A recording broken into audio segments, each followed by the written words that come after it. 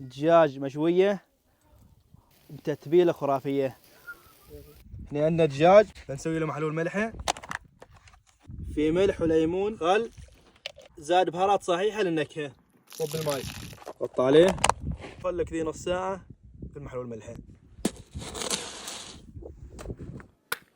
واستخبر بترول النار، زيت زيتون، اختصر كل البهارات في تبزيرة الشواء من المحروقين، مكمشة واحدة تسد. وخلط يا مخلط. يستوي القمر، صف الدجاج.